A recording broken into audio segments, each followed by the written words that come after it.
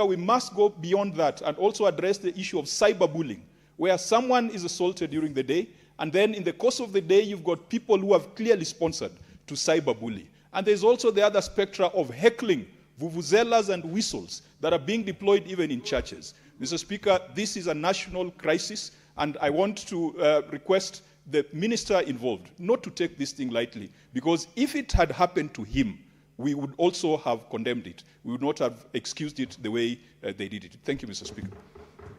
Senator Kisang. Thank you, Honorable Speaker. Honorable Speaker, I want to comment on the statement by Senator Olekina on seeds. Honorable Speaker, our farmers in the country can't plant and produce enough seeds to be distributed across the country. It's sad, Honorable Speaker, that sometimes last year we got some seeds from Morocco, cotton seeds, and the cotton seeds that the country received, Honorable Speaker, was not for this region, and basically the cotton did not flower. So farmers went into a lot of losses, and they were not compensated by those who gave out their donations. That's why it's important that this audit of seeds that were produced last year needs to come out, because our farmers are capable of producing enough seeds, either through Kenya Seed or other agencies, and they can be sold to the farmers so that we become food sufficient and security, Honorable Speaker, because as a country, we should not be importing maize. We should not be importing wheat. We should not be importing barley, Honorable Speaker, because we have sufficient rain, we have enough water to do irrigation across the country. Honorable Speaker, I also want to comment on Senator Amita's statement, Honorable Speaker. IBC, we know for the last almost 1.5 years or more, Honorable Speaker, we didn't have commissioners in place. So IBC were not able to undertake further registration.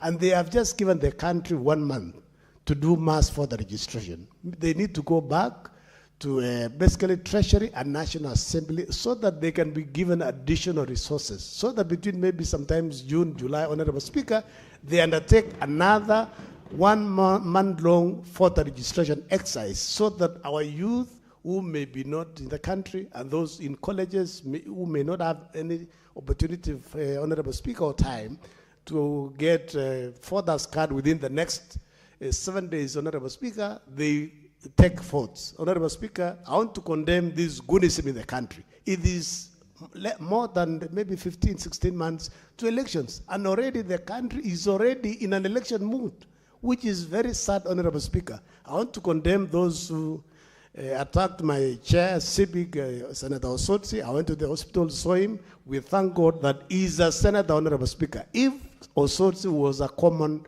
man, maybe we'd be talking about other things, Honorable Speaker. He would not have survived. It's because of you and the clerk of Senate who helped him to lift him to Nairobi, and he got specialized treatment. We want to condemn and thank also Java, because we were able to see the footage, and those who undertook this act must be taken to court and committed to jail, Honorable Speaker. Thank you.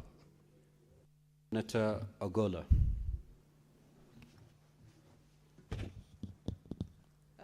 Thank you, Honorable Speaker. Honorable Speaker, I would like to add my voice to the statement by my sister, Senator Hamida Kibwana, on the civic education in the ongoing voter registration exercise in the country. Honorable Speaker, civic education is actually a basic need that all Kenyans must get, and at the right time. It is probably because of lack of such education that a number of us get into a number of wrong things, Honorable Speaker.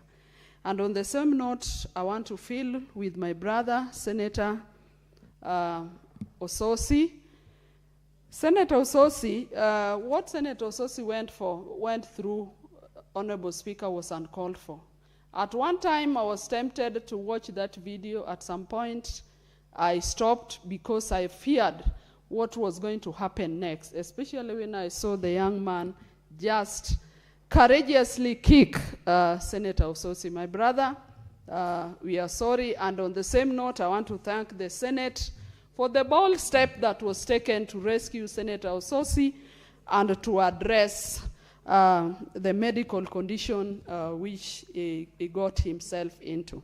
However, Honorable Speaker, I want to disagree with my Senator Kajwang, who says that there are leaders who are talking like the goonship is about political leaders. I want to reiterate here, Honorable Speaker, that these goons, and I want to stand by my word, are a creation of the political class, Honorable Speaker.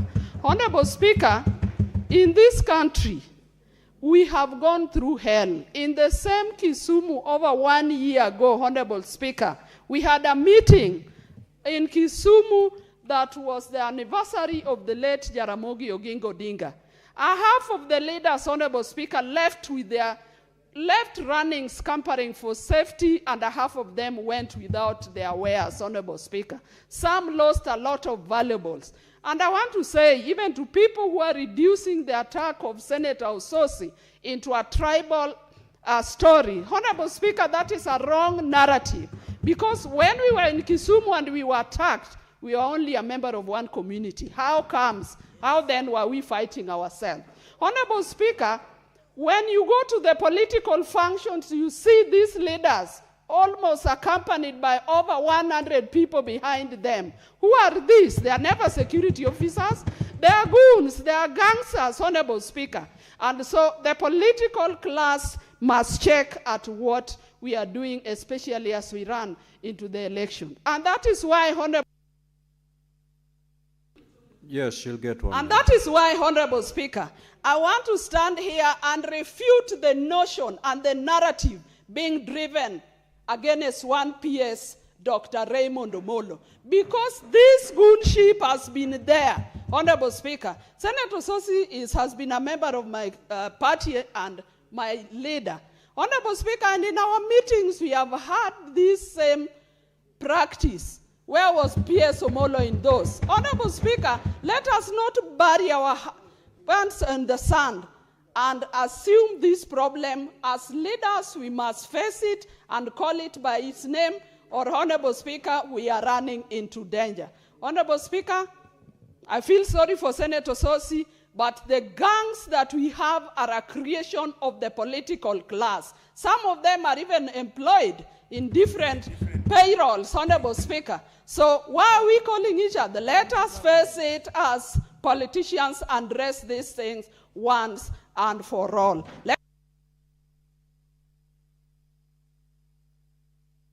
Senator Abbas. Thank you, Honorable Speaker. Honorable Speaker, I also want to join my colleagues to comment on the statement of Senator Hamida.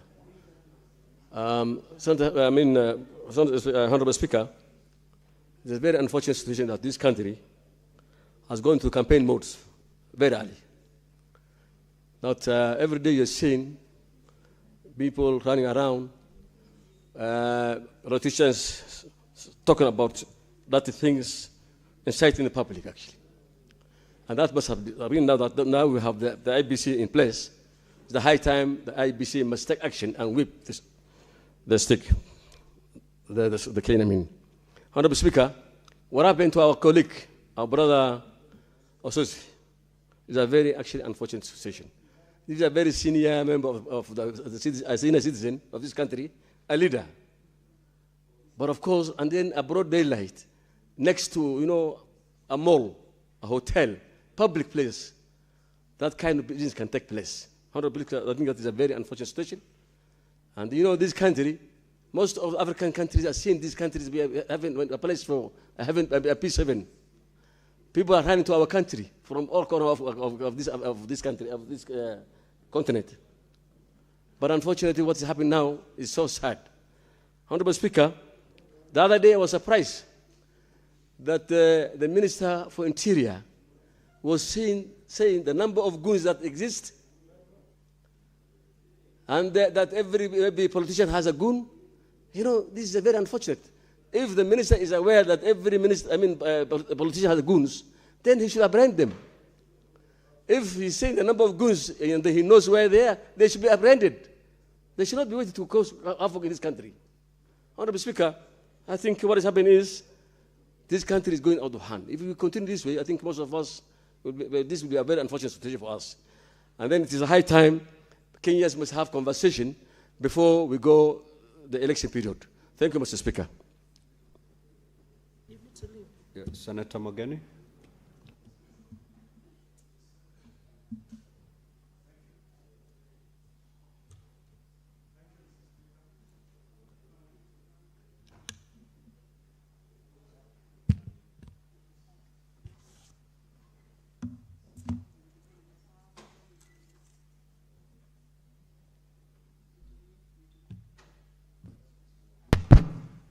Thank you, Mr. Speaker. I want to comment, Mr. Speaker, on the statement that was presented by Senator Amida on the registration by IEBC. Mr. Speaker, you know that when Regular Committee looked into our post-election issues in 2007, the recommendation to the country was that we ensure that successive elections should be credible, they should be free, they should be fair, and Kenyans should be given an opportunity to pick their own leaders. But while on it, Mr. Speaker, I want to take a minute to also comment about what happened to my good friend. Order, Senator Eddy and Senator Fernandez. Yes, what happened to my good friend, Senator Ososi. Mr. Speaker, you are my friend, you are my colleague. You know that many of us have been victims of violence. I remember that you yourself, in 2013, I read about what happened to you in Mutwapa, in Mombasa, when goons attacked. And I know you can tell a story, how you felt when you are vulnerable, you are in a meeting, you don't expect to be attacked, and then you see people, come attack you, armed. You feel like, actually, for the next 2-3 minutes, you are not even in this life. You are as good as dead, Mr. Speaker. So I know what happened to my good friend, Senator Ososi. I watched that clip, and I know how traumatizing the 2-3 minutes were when you were being attacked. That is something that we should never condemn, Madam Speaker. We should nurture a country, Madam Speaker, that respects the rule of law. And anytime anybody wants to take the law into their hands, if we don't take corrective action, arrest the victims, Mr. Speaker, and even if there are people who are funding these youths, Mr. Speaker, or these thugs, we must go after them. Madam Speaker, do you know how Haiti degenerated? It was the same way. We had a president in office, I can't remember what was his name. I think it was called Francos, yeah? Is that? Yes. And he was trying to rule that country through repression. If you don't agree with him, goons will be sent, they will attack you. As we speak today, nobody is safe in Haiti. If we allow this culture to get roots, I assure you, all of you senators here, nobody will be safe, Mr. Speaker. Because if the rule of law disappears, then it means you subject yourself to the law of the jungle. And we will all not be safe. We cannot, we cannot forgive in any way. Neither can we find excuses why the Minister for Interior, the PS, Madam Speaker, cannot take corrective measures. If I have goons, come after me, Mr. Speaker. No, anybody, no matter the status in society, should not be allowed, Madam Speaker, to have goons. Otherwise, Madam Speaker, come 2027, nobody will be safe in this country. 1 minute. I give him 1 minute. Yes.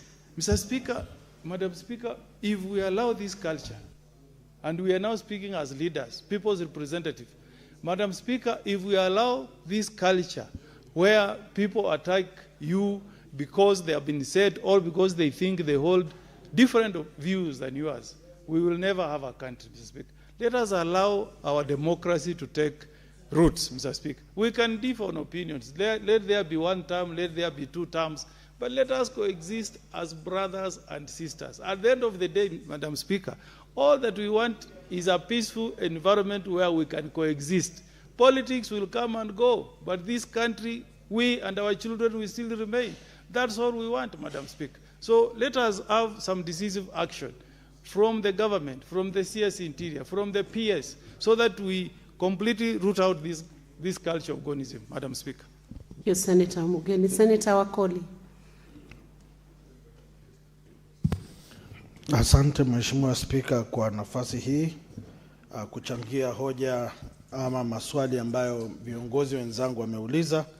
Tukianza na hoja ya Mheshimiwa Hamida kuhusiana na maandalizi ya tume ya uchaguzi kuhusiana na Wakenya kujihusisha katika mchakato mzima. Ni lazima kura ziwe za uwazi, ziwe za kuwajibika, na ni lazima wote wapewe nafasi ya kujiandikisha, wao walemavu na watu wazima, na ni heri waweze kuziba ufa pasipo kujenga ukuta.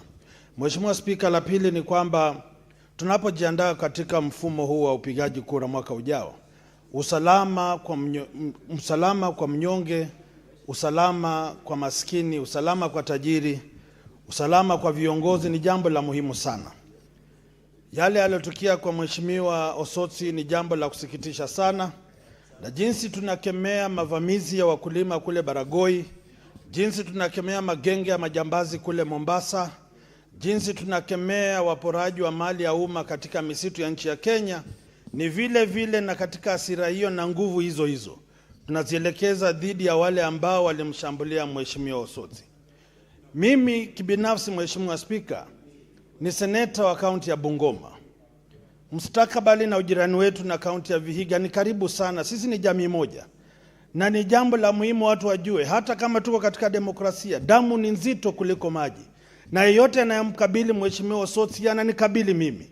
Sasa popote alitokea, ni heri viongozi katika maeneo hayo waamuke na wakashifu yale yaliyomtokea Mheshimiwa Osotsi. Kwa sababu wengi wanafanya mchezo. Ingekuwa wao, mtoto wao ameshambuliwa katika kaunti ya Bungoma ama kaunti ya Nakuru, wangekuwa wanapiga shangwe na vigelegele. Wangekuwa wanatuambia haleluya Hosana amefika. Tuache siasa ya ubinafsi na siasa ya madarau. Uhai wa mwanasiasa, uhai wa Mkenya ni jambo la muhimu, wote tutetee uhai wa viongozi. Sasa uwe katika serikali ama uwe katika upinzani, ni dhambi, ni kejeli na ni madarau kuchangia na kupiga makofi viongozi kama Osotsi wanaposhambuliwa. Na wengine ni kina mama, wamezaa watoto. Huyo Osotsi ni mtoto wa mtu. Hawa kina mama katika kaunti ya Vihiga wanahisi vipi mtoto wao anashambuliwa? Senator Wakoli, I'll give you 30 seconds to finish that sentence. Mimi nawaambia tu, wasione maji yametulia wakadhani hayana kina. Kila mtu anakwao, hata mwenda wazimu katika soko. Mpige kofi utajua kuna wale waliomzaa. Sasa mimi niko katika serikali, lakini huyu ni ndugu yangu wa mama yangu.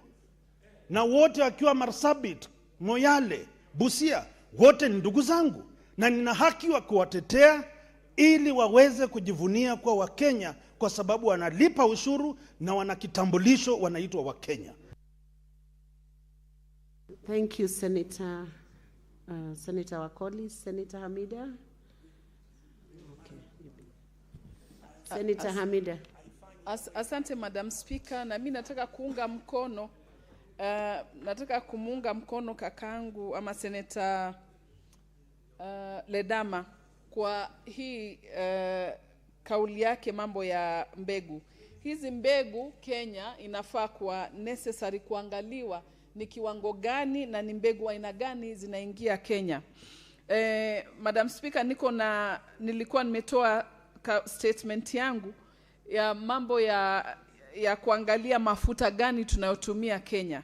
Manake mafuta sasa pia inaleta kansa, lakini mafuta inaanziwa na mbegu kwanza. Kwa hivyo ni muhimu kwa mbegu zozote zile zinaingia Kenya na zile zipo ziangaliwe ni kutoka ni mbegu aina gani. Na nyingine nataka pia na mimi kushtumu vikali ile shida kaka yetu alipitia Senator Osotsi. Kusema kweli hiyo vile alivyofanyiwa ni unyama wa hali ya juu. Senator Osotsi tunamjua ni senator mpole, ni chairman wetu wa PIK, na kusema kweli yeye huwa hana matatizo. Kwa yeye kufanyiwa vile kitendo cha unyama kimetusikitisha sana, na sisi sote kuangalia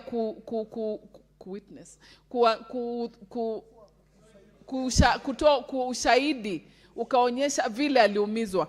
Kwa hivyo tunaomba serikali ichukue hatua, hawa vijana waweze na wao kuletwa mbele kuadhibiwa na wao. Na haiwezekani kuwa vijana tu wameweza kupotea bila serikali kuweza. Kwa hivyo serikali, wanasema serikali iko na mkono mrefu. Popote wale walipo, vijana wenyewe waletwe, na hatuwezi kukubali kamwe vile Senator alifanywa. Tunasema kwa Kiswahili wanasema leo yeye kesho sisi.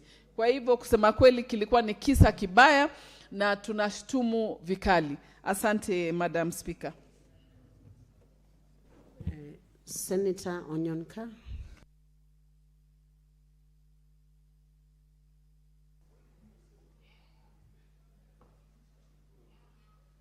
Madam Speaker, leo nina mambo mawili ningependa kuyazungumzia. Give him the mic.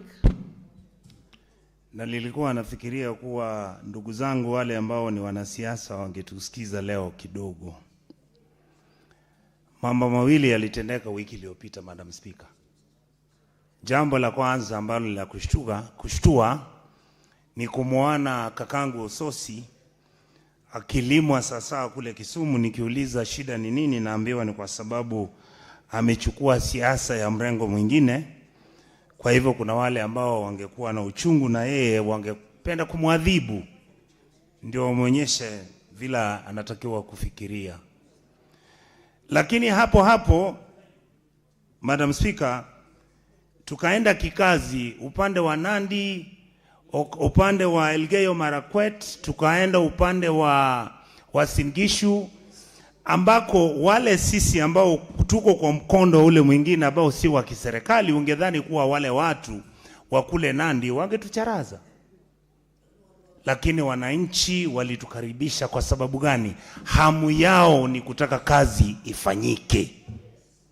Walikuwa natusifu, wanasifu hili jumba la Senate, wanasema nyinyi ondokeni Nairobi kuja hapa mashinani, tembea, wa Kenya wangependa kuwaona ni kazi gani ambayo imefanyika, na tena mjitambue na kusema ni nani anaharibu. Madam Speaker, hili jambo limenishtua sana. Jambo la pili, wakati tulikuwa wiki 3 zilizopita kule Kisii, tulikuwa tumeonywa kuwa hatuwezi kuingia kule mjini Kisii kwa sababu tungechapwa. Tunauliza kuchapwa kwa nini? Kwa sababu nyinyi mko kwa ule mkondo mwingine wa kiserikali ambao hatupendi. Ningependa kusema kuwa viongozi sasa lazima mtoe suluhu, na ni nini mtafanya kuondoa huu uchafu ambao unaharibu sheria na serikali ya Kenya. Kumalizia, Madam Speaker, nasikia mnaongea juu ya mbegu, sijui mbegu gani zina shida. Madam Speaker, Kenya Seed imeuzwa, wale wameichukua ni viongozi wa Kenya. Zile hela zilikuwa bilioni 6 kwa account zimechukuliwa. Ule manager alikuwa amevutwa kazi. Kampuni ya Kenya Seed haiwezi kutengeneza mbegu tena. Time up, Senator Onyonka. Asante Madam, ningependa kusema wale ambao wanaiba Kenya Seed waachane nayo kwa sababu ni rasilimali ya Kenya. Asante Madam Speaker. Resume your seat. Senator Joyce Corino. Had you requested? Yeah. Madam Speaker, allow me also to contribute on this statement by Honorable Hamida on the issue of registration, Madam Speaker, which I want to say that I want to thank the government for the IPC for trying their best in terms of making sure that they notify the members of the public to be able to register.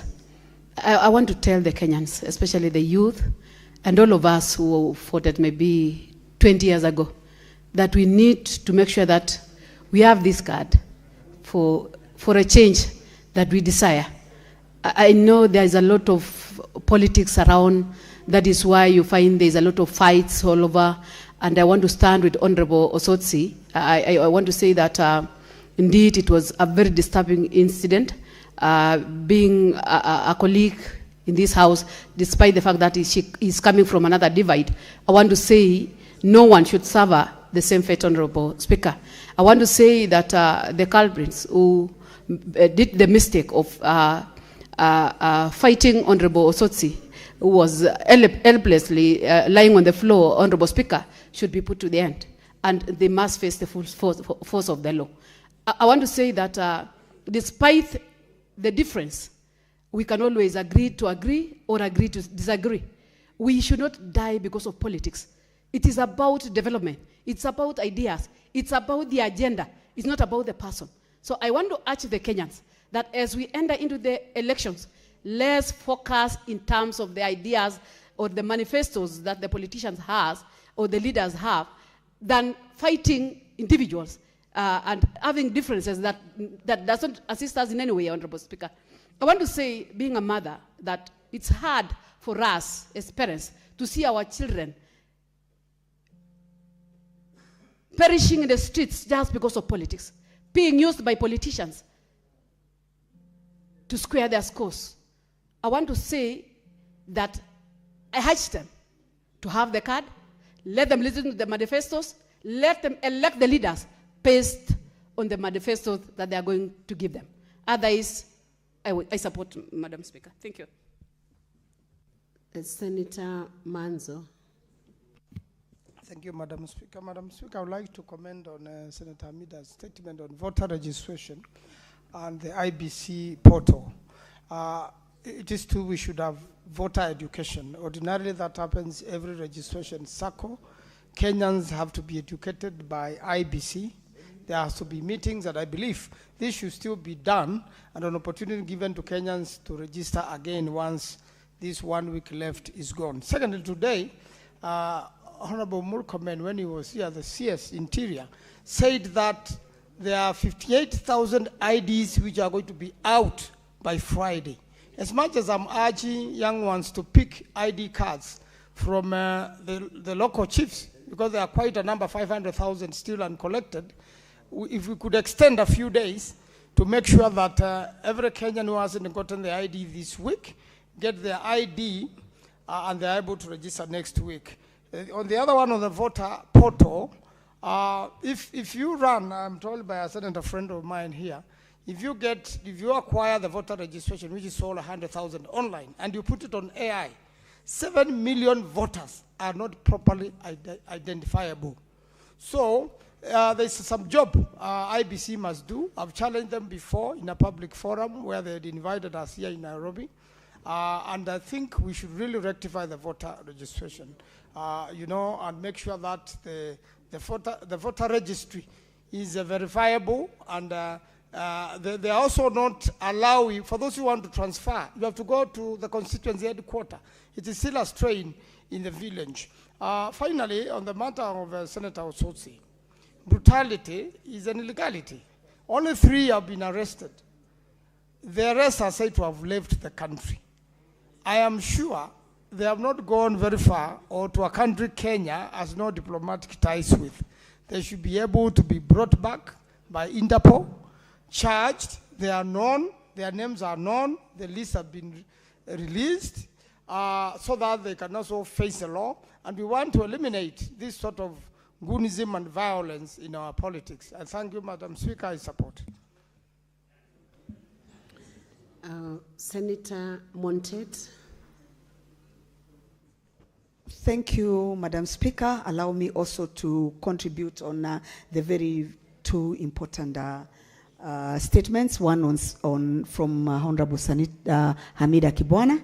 And I want to say, Honorable Chair, that it cannot be emphasized enough how voter registration education is important in this country. Honorable Speaker, we live in this country and we know how Kenyans operate. And civic education is the only thing which will help our people register for voters. Madam Speaker, there are so many ways that IEBC could use to reach out to our own people. Today we have so many local stations which can be used.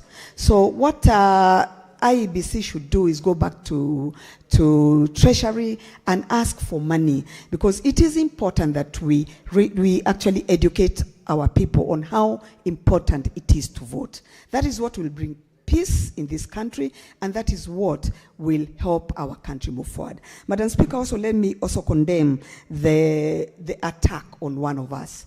That is not acceptable at all. Madam Speaker, looking at an elected leader being attacked in public in broad daylight is very unfortunate. And if this is allowed to continue, Madam Speaker, now that we are moving to an electioneering year, this is a very dangerous trend that we are going to set. I want to say that this is unacceptable, and I want to thank Honorable CS today, because he said that they are really doing their best to reach out to the attackers, that these people will be brought to book, these people will be charged. Let's see that this thing does not continue. And also to say this, Madam Speaker, that it is very sad that this thing is being done by our own politicians. Goonism is actually being encouraged by our own politicians. Sometimes I sit and wonder, when you get to a meeting and you find a politician walking in with 100, 20, 30 goons escorting him, and you wonder, why are they scared? If they want to follow the rule of law, why are they scared? Why do they have to use goons? So even as politicians have to stop this issue of growing this goonism, especially now that we are going towards elections. So what happened to Senator Ososi is unfortunate. It should not be allowed, because, Madam Speaker, then shows that none of us politicians are safe. If it could be done in broad daylight. Senator Ososi is one of those politicians who can be said that they are not controversial at all. So what happened to him is unfortunate, should not be allowed, and it should be condemned in all manner and everywhere. Thank you, Madam Speaker. Thank you, Senator Betty. Senator Osotsi. Madam Speaker, let me comment on the statement by Senator Hamida on civic education and voter registration. Having listened to Senator Hamida, a number of issues have come up, including the technology that is used in voter registration. Madam Speaker, I want to say that the technology that is used for voter registration is prone to errors and manipulation, because once the kits have been released to the clerks, they have to be taken back to IBC offices and data uploaded onto the server. And during that process of manual upload of data, a lot of things can happen in the process. And that is why we have had incidences where people have said that they cannot locate their details on the portal. I just want to say that there is a provision in the Election Act that provides for an inter-stakeholder ICT technical committee, where the stakeholders like political parties and all the civil societies involved, and even government, can have a forum where they can continuously, at every step of the election process, including voter registration, can assess the technology that is being used for all these processes. Madam Speaker, this provision in law has not been exercised since 2017. When it was when a committee was set up, but in 2022 it was not applicable. I want to demand that the IBC must ensure that this provision is implemented, so that now we can have an inter-stakeholder ICT technical committee that will continuously monitor the implementation of ICT across the election processes. If we do that, then we will promote confidence among Kenyans in the election process. But what is there, Madam Speaker, now, it is not foolproof, and it's open for manipulation, and no wonder we have had cases like those.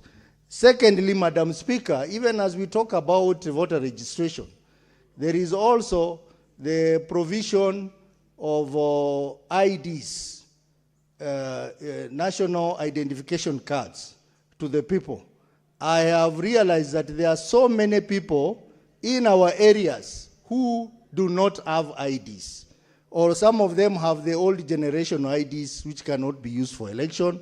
Others have, due to marriage issues, they have not been able to get IDs. So many of them, Madam Speaker.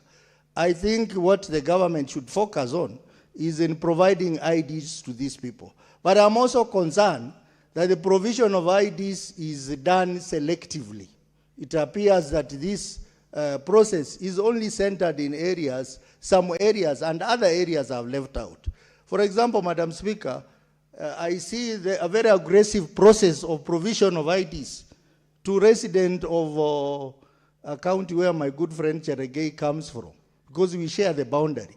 But on this side of Vihiga, there is nothing that is happening, Madam Speaker. So we would like a situation where we can have ID registration happening across the country without regard. Senator Osotsi, your time is up. 1 minute, Madam Speaker. I'll give concluding. give you half a minute, Half 30 a minute. seconds. That's fine. So we want a situation where this ID registration should be done in all counties and not selected counties, because that is early rigging of election if we go that way, Madam Speaker. Madam Speaker, I support. Senator Okoit.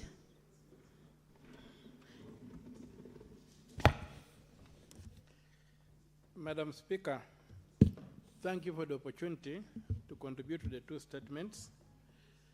Regarding the IEBC, one of the things that the IEBC is supposed to do is to do a revision of the voters' roll. That revision of the voters' roll would help us come up with a better register of voters. The current register of voters has a lot of anomalies. And these anomalies, Madam Speaker, is that there are very many voters in that voters register who do not have biometrics, especially pictures. Then you would wonder, how was this person captured? And having run an AI tool through the register, we have about 6 million voters who do not have pictures.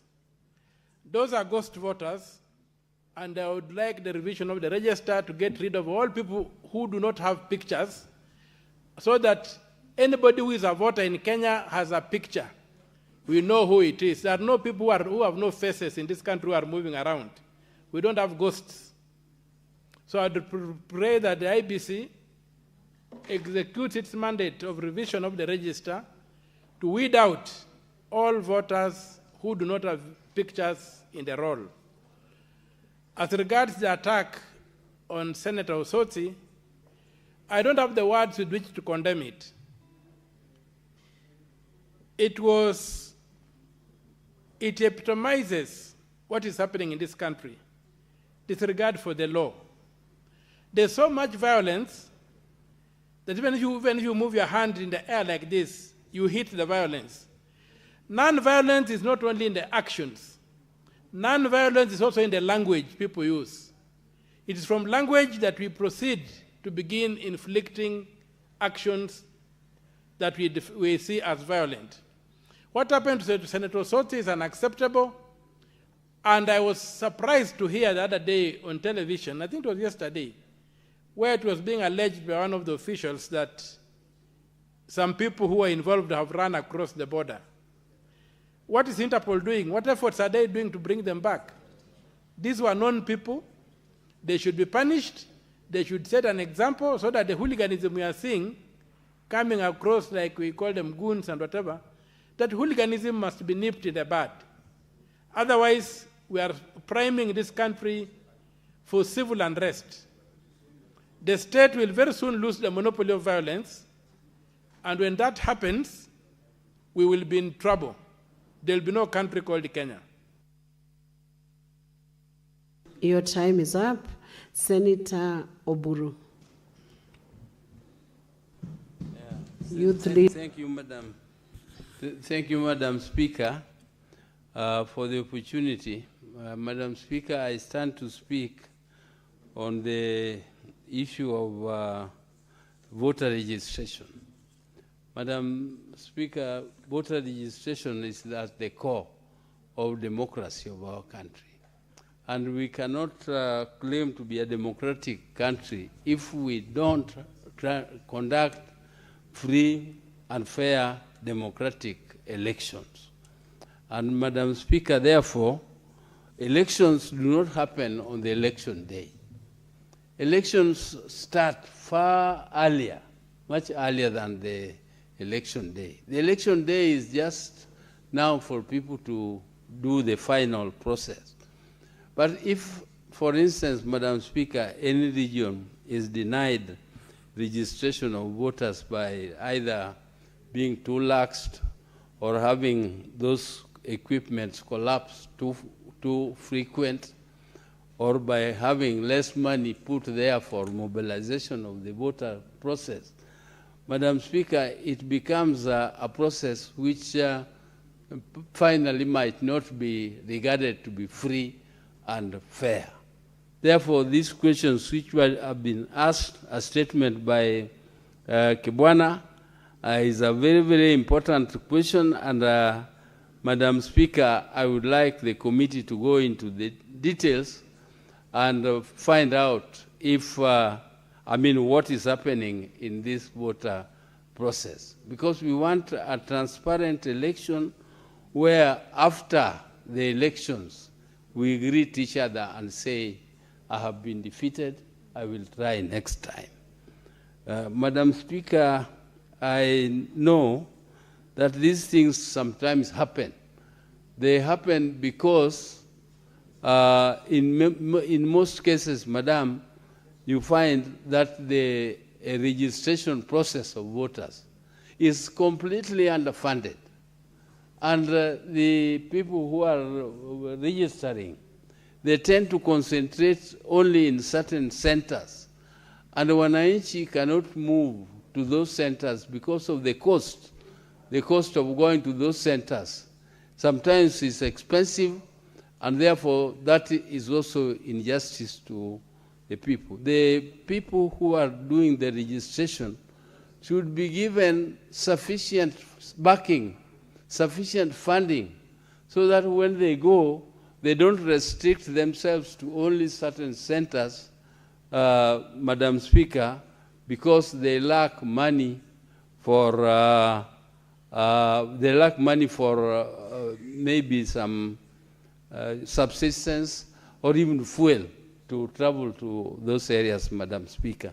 Madam Speaker, I thank you for the opportunity, and I hope that the questions as put by Honorable Kibwana will be answered.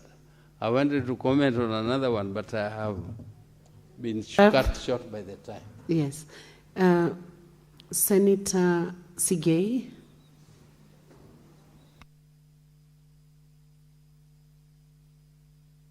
That should be the last comment on the statements. Let's give him the mic. You want him to shift to another? You can go to the dispatch. Move to the dispatch box. You are young, Senator. Thank you, Madam Speaker. And I appreciate the recognition of the fact that I still represent the young generation. I wanted to commend Madam Speaker on two statements, one by Senator Hamida and on voter registration.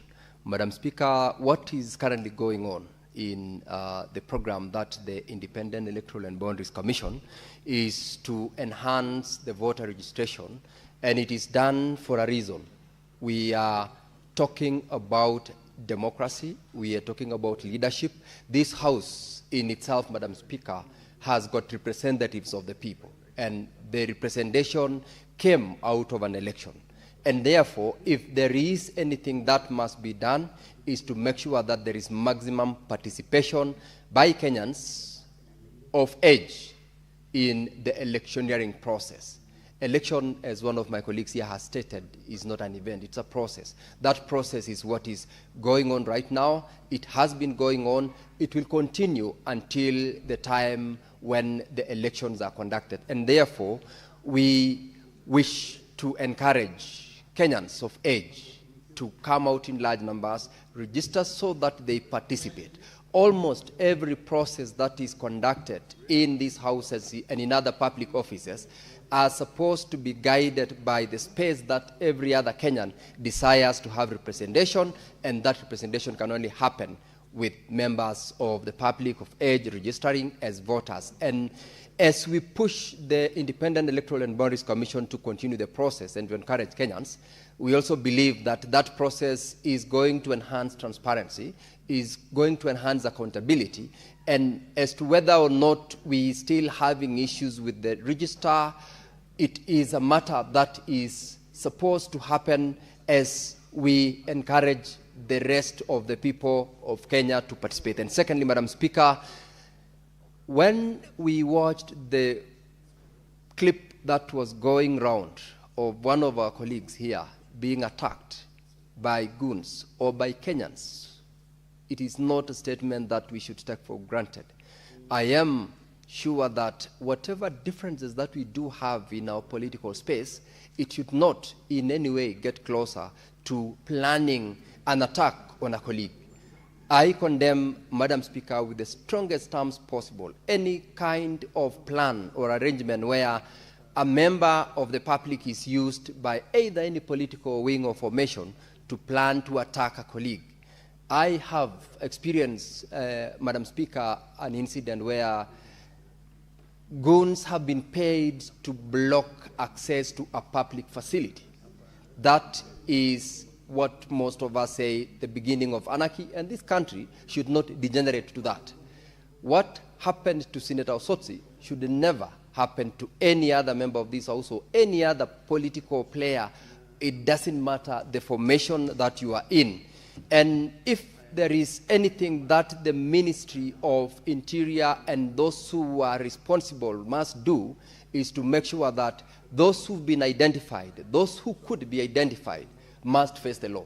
And I want to encourage the judiciary to make sure that the team of those goons and attackers who've been got and have been charged, they must also be taken in to be a lesson, so that those who could generally be influenced to be used, paid as little as 100 Kenya shillings or 100 or 1,000 Kenya shillings, is not worth to be paid in order to attack any leader or any other person for that matter, notwithstanding the political differences that we might be having. And therefore, Madam Speaker, I know that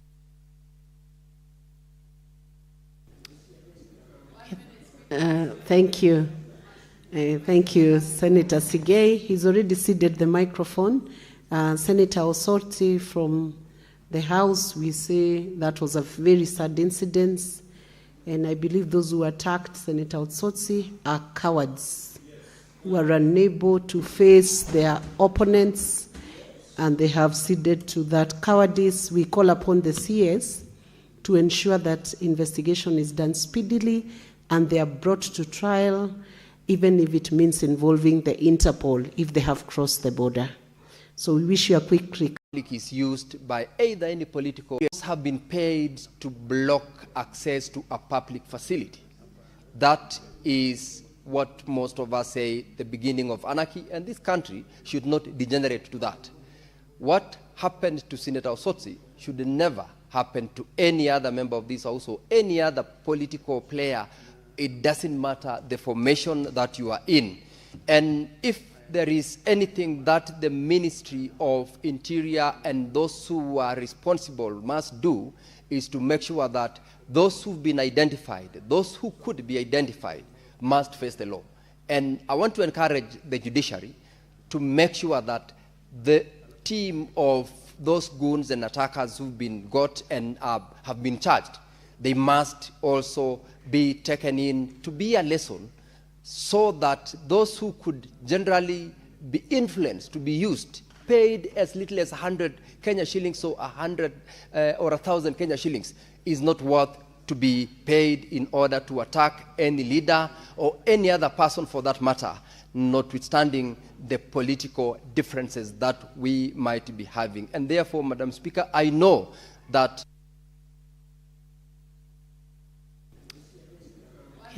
Thank you. Thank you, Senator Sigei. He's already ceded the microphone. Senator Osorti from the House, we say that was a very sad incident, and I believe those who attacked Senator Osorti are cowards who are unable to face their opponents, and they have ceded to that cowardice. We call upon the CS to ensure that investigation is done speedily and they are brought to trial, even if it means involving the Interpol if they have crossed the border. So we wish you a quick recovery, and I hope this culture will not be entertained in the Republic of Kenya. So we move to the next order.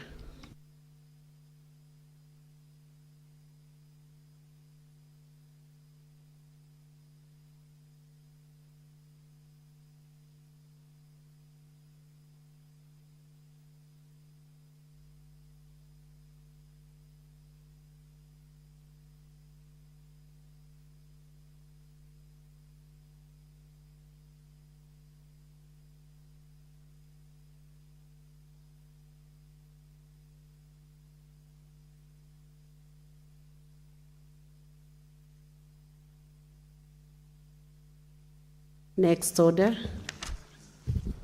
Order number 8, motion, implementation of resolutions by select committees on county public accounts, CPAC, and county public investments and special funds on Auditor General reports for financial year 2024-2025, resumption of debate.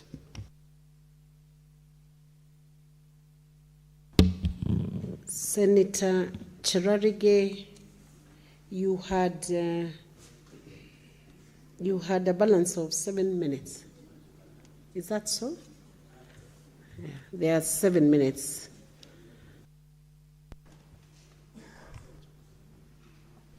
Madam Speaker, I know you'll be gracious enough if I overshoot the runway in case of my submission, Madam Speaker. Secondly, Madam Speaker, are you taking a flight? Where are you overshooting on the runway? In case of my tsunami-like submissions, Madam Speaker. Proceed. Madam Speaker, as I proceed to comment on this motion on the implementation on resolution of the Senate on the report of County Public Accounts Committee and County Public Investment Special Funds Committee, Madam Speaker, allow me to pass my deepest condolences on the unfortunate killing of Adan Hassan, who was allegedly killed by the DCI officer yesterday in Garissa. Our prayers and thoughts are with the family, and I hope the Ministry of Interior will move in quickly and arrest the perpetrator. Madam Speaker, it has to be noted this is almost the third person being killed in Garissa by the allegations of police bullet, Madam Speaker. So we stand and pray with the family. Madam Speaker, I want to thank Justice Mwamuye. He is one of the progressive judges of our recent times. Madam Speaker, yesterday Justice Mwamuye vacated an order that was stopping the arrest of 2 governors who are the fugitive of justice accountability. That is Governor Lelelit, who ran away, Madam Speaker, in a supersonic speed, which is not the nature of Samburu people, and Governor Sakaja, Madam Speaker. I'm happy Justice Mwamuye has said the warrant of arrest is in place and has directed the Inspector General of Police to arrest and produce the 2 governors, Madam Speaker, before the County Public Committee led by able Senator Moses Kajwang, Madam Speaker. And I was watching in Mikoba Democracia, he is looking like his own brother, the late Senator Otieno Kajwang. Therefore, Madam Speaker, this is very important to us, even as we track the implementation, Madam Speaker. In one of our recommendations, there is resummoning on the accountability, Madam Speaker.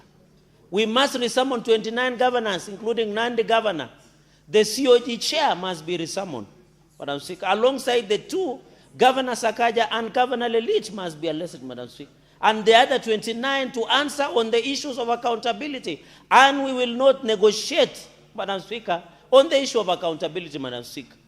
I know, Madam Speaker, the other day, Madam Speaker, I saw one of people called Calvin Okoth, Kaucho, was nominated by the distinguished governor of Nairobi, Madam Speaker, to serve in, is it Mama Lucy or Mbagati board, Madam Speaker, and I must appreciate.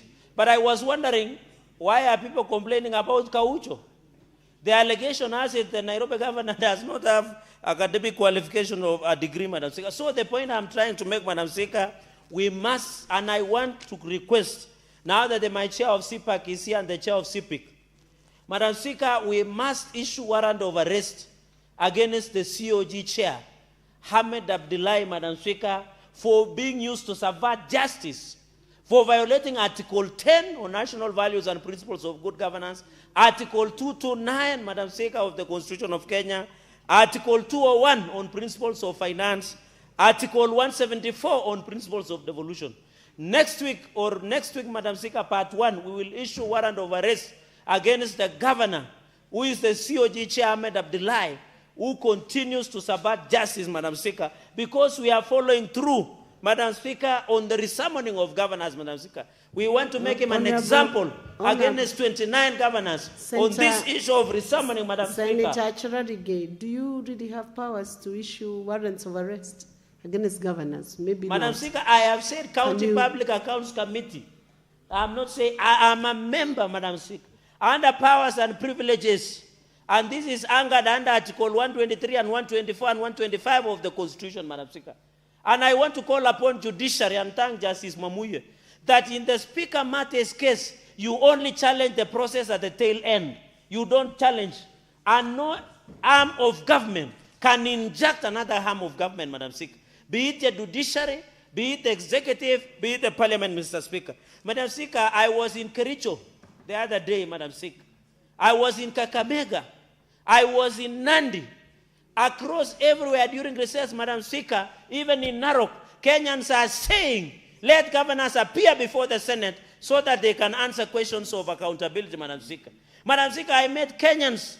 We will not do our oversight in funerals. We will not do oversight in political rallies. We will not do oversight in bridal showers, Madam Speaker. We will not do oversight in baby showers. The correct forum to do oversight is before the Senate of the Republic of Kenya, Madam Speaker.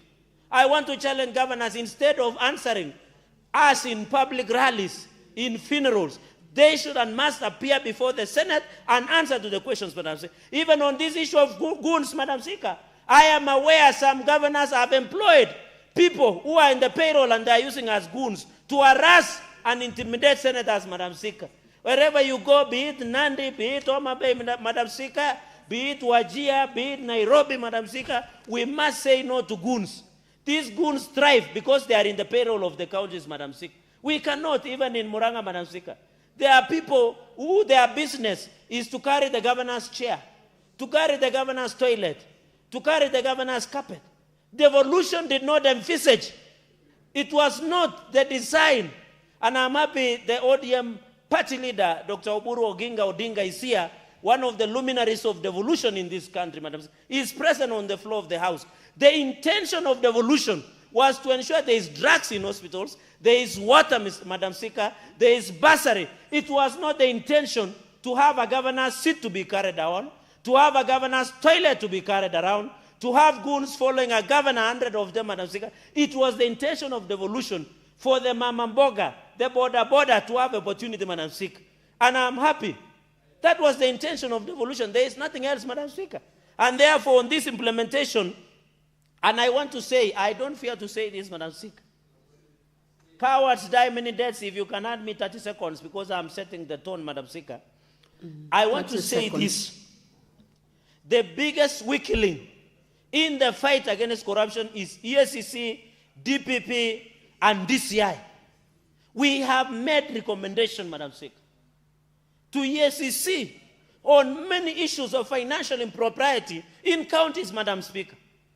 The EACC and DCI, DPP, Madam Speaker, must assist us in the fight against corruption. They must prosecute governors and county officials who continue to plunder and commit financial genocide, financial atrocities in our counties, Madam Speaker. We will never, we should not sleep, Madam Speaker. We must ensure, Madam Speaker, these people are prosecuted, Madam Speaker. Madam Speaker, with those many remarks, I beg to support this motion on follow-up on implementation and hope and our committee and the Senate will agree with the recommendations of PAC, Madam Speaker, and to say we move on and ensure devolution works for a better Kenya and a better republic, Madam Speaker. I yield back and I thank you. Thank you, Senator Chirarige. I have a communication to make from the chair on a benchmarking visit by an officer of the Research and Library Department of the County Assembly of Bomet.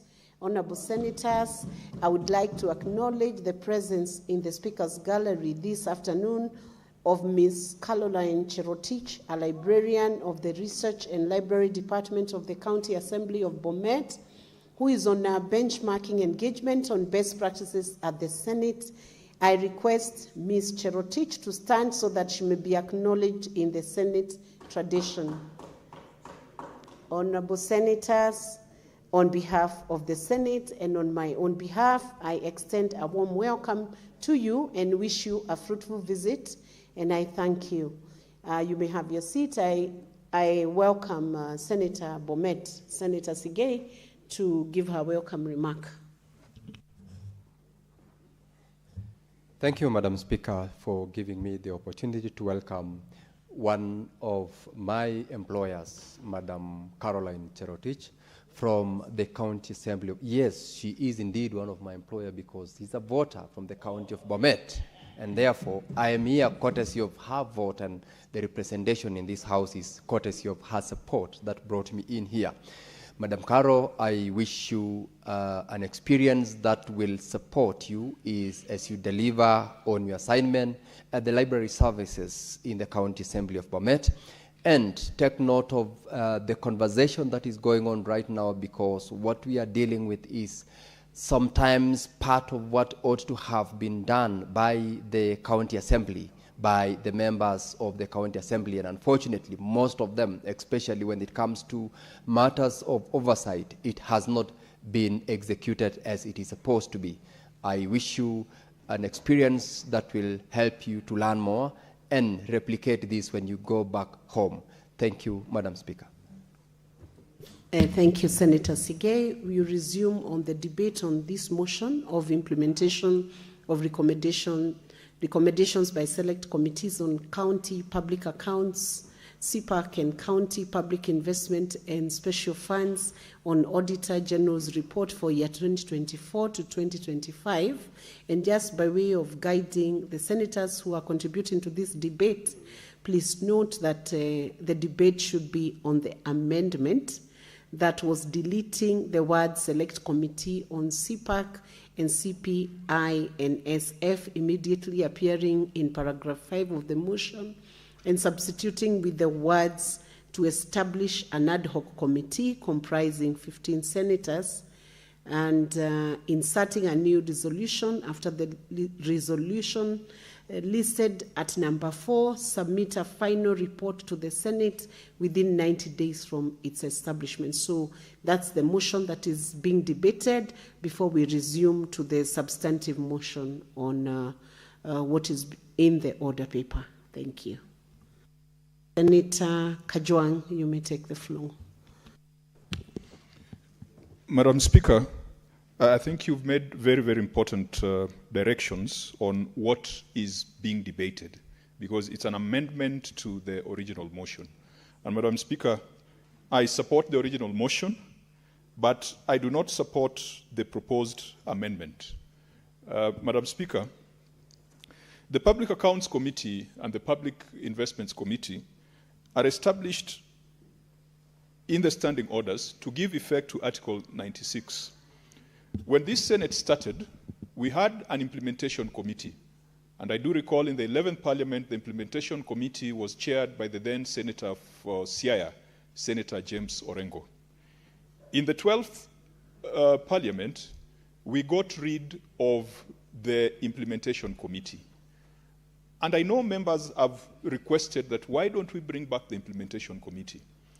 That conversation has happened in Larson, it has happened in our various retreats, but the challenge of setting up a separate committee to follow up implementation of the work of another committee is that that committee then redoes the inquiry, redoes the investigation, redoes the audit. And sometimes that implementation committee might not understand the context within which certain resolutions or recommendations were made. For example, Madam Speaker, the Public Accounts Committee that I chair went to Busia County, and we went round. We went to the hospital, we went to the stadium, we went to various projects. Prior to that, we went to Turkana. We went and saw some of the ghost projects that are stalled in that county. So we undertook our inquiry, did our investigation, made recommendations within a context. It would therefore be proper for the committee that made the inquiry and recommendations to be the ones to follow up on implementation. Madam Speaker, not too long ago, there was a proposal by the Larson Committee that we amend the standing orders to grant the Larson Committee the power to follow up on implementation. And I know, I think Senator Sigei and I sit in the Larson Committee, and when we had that conversation, we realized that we would not be doing proper justice to the House by the Larson Committee taking away certain responsibilities that have been granted to standing and select committees. Therefore, Madam Speaker, I am in full support of the original motion. Full support, 100%, because it gives strength, it gives further emphasis to the work that these committees are doing. But the neater thing is to allow the committees to follow up on recommendation, and what the House could do is to set timelines within which the committees should report back to the House. Already, Madam Speaker, we have made very drastic recommendations. We have directed the Inspector General of Police to arrest 2 governors and produce them before this House. You don't need another committee to follow up the implementation of that. The existing committees can call the Inspector General and hold him to account and ask him why he has not produced those governors. We have made recommendations for several governors to pay the maximum fine available under the Powers and Privileges Act of 500,000 on several governors who decided that they were not going to live up to their constitutional responsibility. You don't need an ad hoc committee to follow up the execution of the fines. So I want to convince my colleagues that this motion, as originally drafted by Senator Ledama Olekina, is an excellent motion that will give strength to the committee and that will uplift the Senate and put it in its rightful position.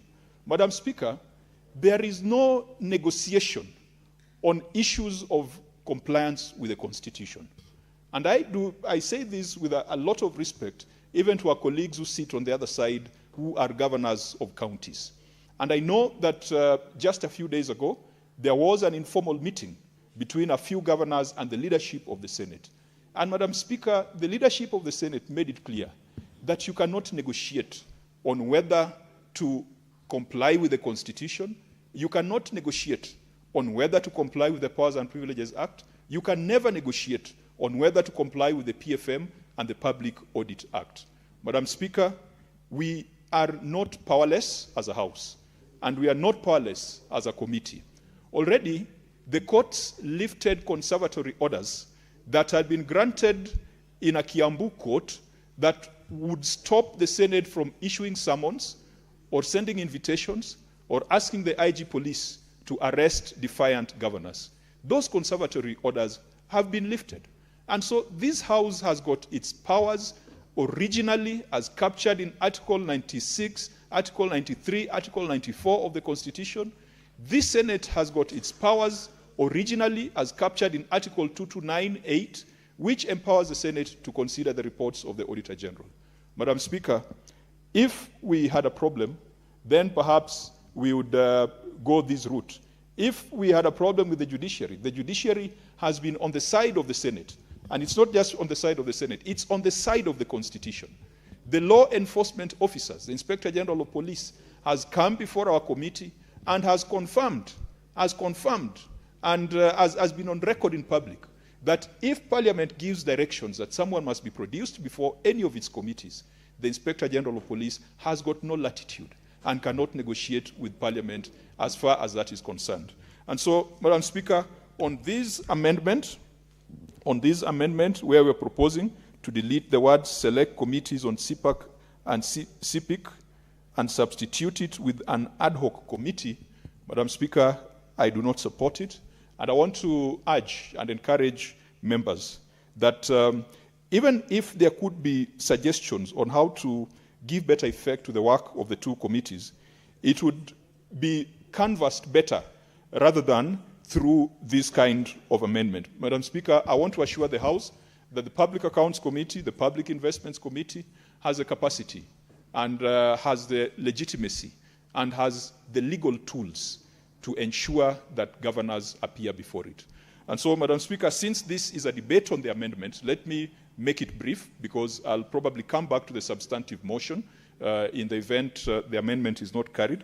But, Madam Speaker, I want to discourage the House from amending the motion in the manner in which has been specified here, which is effectively to say that the work of public accounts and public investments ends on the 31st of March. And afterwards, there'll be an ad hoc committee. And Madam Speaker, ad hoc committees are only created in situations where certain responsibilities have not been defined in the standing orders. The work of these two committees has been defined clearly in the standing orders. And so let's be careful not to rewrite the standing orders through motions. And I know that this House is very upset with the conduct of a few governors. And Madam Speaker, more governors every other day are coming to us and saying that they understand what their constitutional responsibility is. They know that they must appear before the Senate. They know that they must be held accountable. They know they must answer for financial reports and financial malpractices, if any, that comes out of their counties. And so I know many senators are still angered that you've got a group of leaders, senior leaders in this country, that can sit down somewhere and canvass and vow that they're not going to obey the Constitution. We have the power, we have the mandate to compel them, to force them, and even if it was to come to it, Madam Speaker, we shall call the DPP and ask the DPP why he's not preferring charges in cases of obvious contempt of Parliament and in cases of obvious violation of various statutes and even the Constitution. Therefore, Madam Speaker, I do not support this amendment to the original motion, but for avoidance of doubt, the original motion as presented by Senator Ledamo Lekina, I am in full support. Thank you, Madam Speaker. Thank you, Senator Kajwang. Senator Sige can take the mic. Thank you, Madam Speaker, once again for giving me this opportunity. First, I want to also come on record. I have spoken to the original motion, Madam Speaker, where I am in full support, and to the extent that the motion originally drafted speaks to the main mandate of this House and the situation that we've lately been experiencing in terms of execution of our mandate, I want to appreciate the work that these two committees, the CPIC and CPAC committees, as created by our standing orders, have undertaken for the period that led to the conversation on this particular motion that we are in. And so, Madam Speaker, to the extent that we are seeking to create an ad hoc committee of 15 members in place of the two committees which are select and created under standing orders 193 and 194 of the standing orders of the House, I also do not support that. And the reason, Madam Speaker, I don't support the creation of an ad hoc committee is that when you look at the standing order that creates these two committees, their roles are very specific. When you equally look at the work that has so far been done by these two committees, excuse me, the work that has been done by these two committees, including the experiences that they have had wherever they go out to the field in implementing and executing their mandate, there is no need, Madam Speaker, for a creation of an ad hoc committee to replace the two committees. The idea behind that creation could have been informed by the fights that have come from those whom we are oversighting, the governors, who are a subject of the reports, which reports have come over and above the work of the two committees, but also the work of the Office of the Auditor General. It does not require an ad hoc committee to do it. Senator Kajwang has simply put, explaining the fact that the membership to these two committees have had first-hand experience in terms of the role that they have made. If we were then to create an ad hoc committee comprising new members, we will definitely be expecting them, first of all, to understand how and what this mandate expects of them as members to do. Number two, in terms of what we have received so far, none, I believe, from among the members of this House have had any deficiency in the report that the two committees have given us. And therefore, I want us and I want the colleagues on this House to engage in supporting the original motion, and maybe to the extent that we only would wish to give a certain timeline within which these two committees are to give their reports. That could be the only limp of the proposal to amend that I'll support, but otherwise, as regards the creation of an ad hoc committee, Madam Speaker, let us not create one. We have had a debate at Liaison on an implementation committee that previously was there in the standing orders but does not exist anymore. And the justification for that creation was never availed and it did not get the support. It therefore means that the respective committees and members of that committee who also have got the mandate within the standing orders to follow through the implementation, especially them knowing very well the relevant government agencies, institutions, and personnel in those institutions who are supposed to support the implementation, would be the best placed persons to follow through the implementation. If we were then to bring in new members who will be members of this ad hoc committee, it means we are going to be sort of reinventing the wheel. And therefore, I do not wish that we support the proposal to amend the original motion, but instead give more strength to the two committees by the support that the whole House has given in ensuring that the recommendations that have been made, whether it is to an agency like the Ethics and Anti-Corruption Commission that reports to JLAC, where I and you, Madam Speaker, sit, ours would be to lend support to the report of CPAC and CPIC and ensure that we follow through the representation that is at the EACC to make sure that if they were supposed to conduct further investigations within a certain timeline, let's say 6 months, we don't allow them to go beyond the 6 months. And if there is any summon required as of any committee of this House to do, we push them to make sure that we implement. Same case applies to other committees. If it's about labor and related committee, Madam Speaker, could you kindly protect me from the character of Senator Honorable Senators, can the distinguished Senator of Bomet County be heard in silence? Thank you, Madam Speaker. Senator Kajwang, can you settle down? Senator Eddie, don't disrupt the proceedings or the flow of thought from the distinguished senator. Senator Sigei, I know Eddie generally as a fine gentleman, but today I think he must have had one too many in form of probably the lunch break that we have had, but I appreciate the support. And Madam Speaker, I was concluding by saying that we do not wish to reinvent the wheel. Let us support, as other select committees of this House, the report and the recommendation that has come from CPAC and the other committees in ensuring that those government agencies mandated to implement, to execute, do so. That is the only way we will strengthen the work of this House. And therefore, Madam Speaker, I do not support this proposed amendment to the original motion.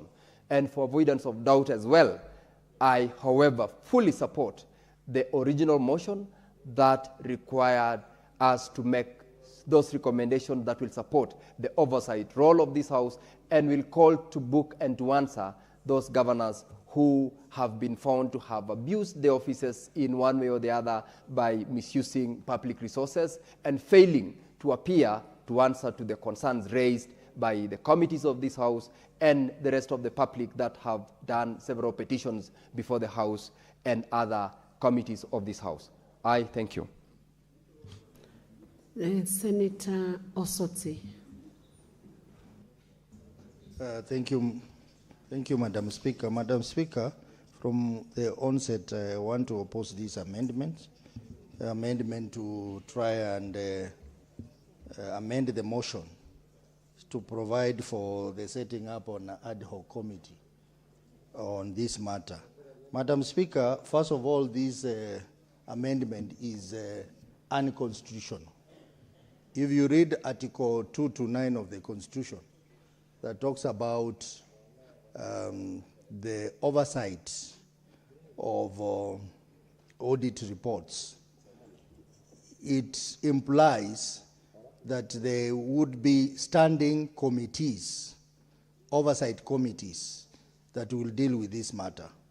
So an ad hoc committee may actually be in contravention of the law, the Constitution, for an ad hoc committee to oversight,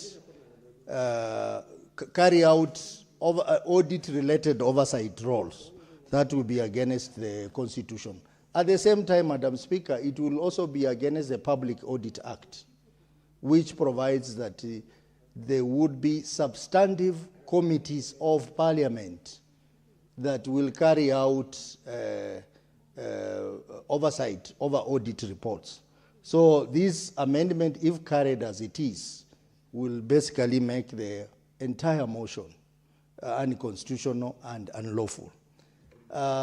Secondly, Madam Speaker, I sit in a liaison committee, and we made a decision at liaison committee that ad hoc committees will be used sparingly, so that we don't have a situation where we have just ad hoc committee for functions that can be carried out by substantive committee.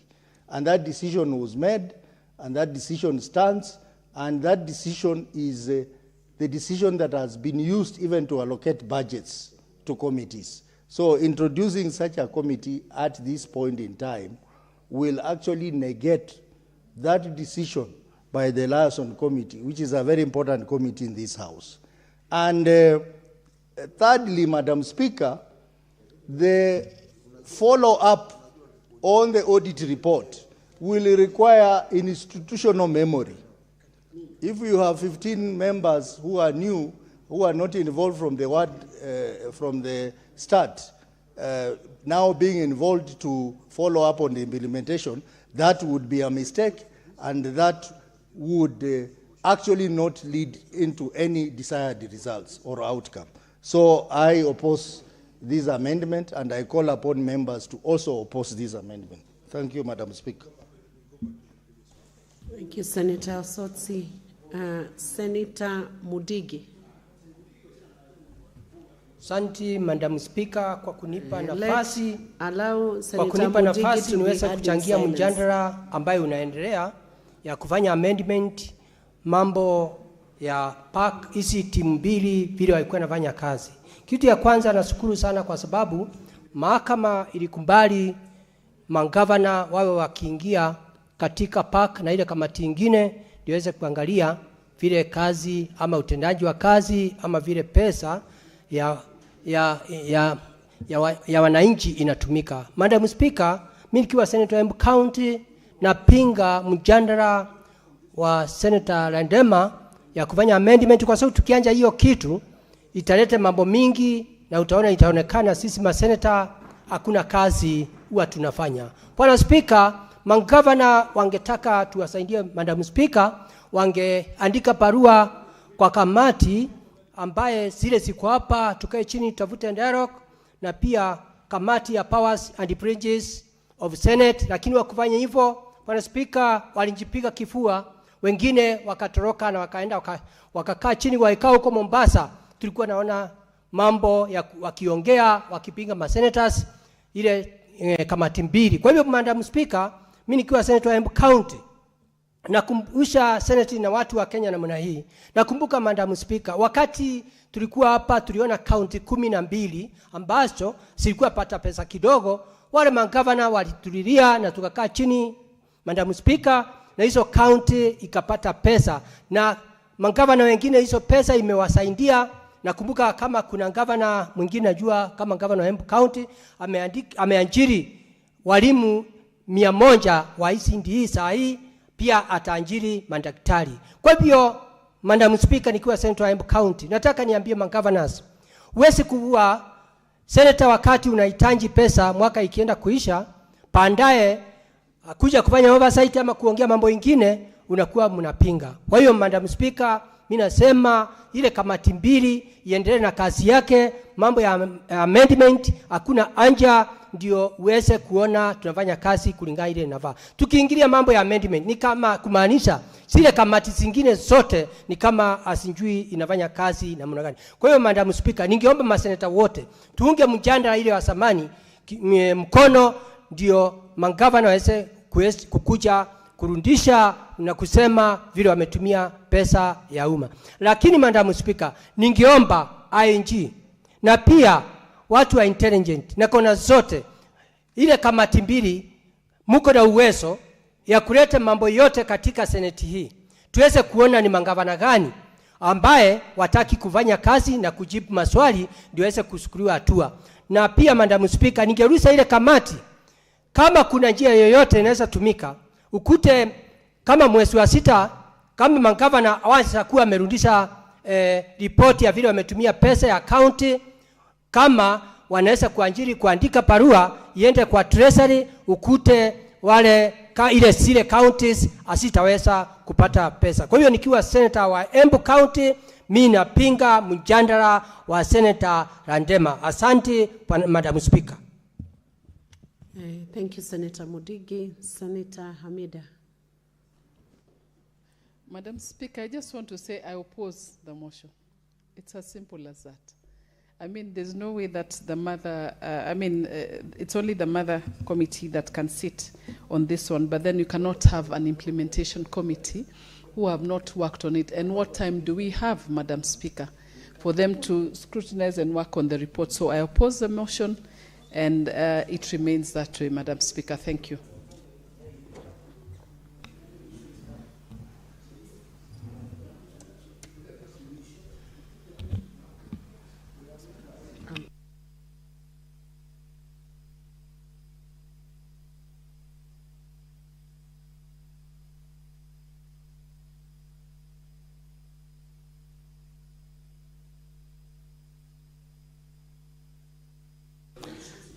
Honorable Senators, there are no more senators willing to contribute on this issue.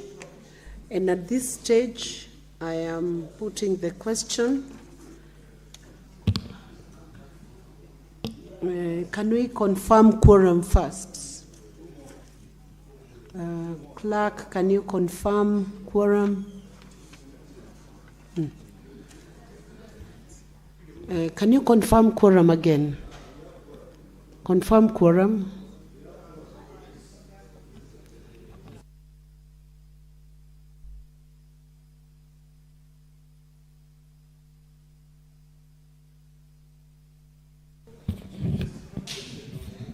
The quorum is confirmed, so I'm proceeding to put the question. Honorable Senators, I put the question that, can you settle down, Honorable Senators? Please take your seats. Senator Eddy, that's the second time you are disrupting honorable members when they are in the course of their business. Honorable Senators, I put the question that the motion be amended by A, deleting the word select committees on CPAC and CPI and SF immediately appearing in paragraph 5 of the motion and substituting with the words to establish an ad hoc committee comprising 15 senators to, and B, inserting a new resolution after the resolution listed at number 4, submit a final report to the Senate within 90 days from its establishment. Will as many as are of that opinion say aye? Will as many as are of contrary opinion say nay? Nay. The nays have it. The amendment is rejected.